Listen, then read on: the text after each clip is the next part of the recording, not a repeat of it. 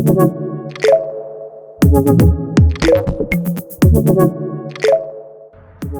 right here is one of our newest products. This is our on-off switch. It's remote control. You just push the button.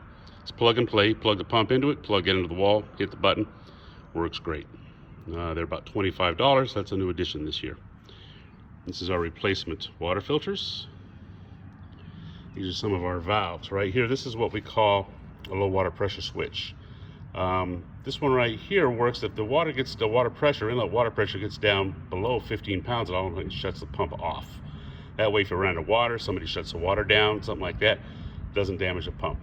This is a high pressure valve right here. This is for zoning. So if you want one patio to run and you want to switch it with a valve and you want another one to come on, you can just flip this valve right here and it'll turn the other one on. It's a replacement water inlet switch. That's about it. We'll go through a couple other things here in just a few, but this is some of our standard stuff right here. Also, our standard colors.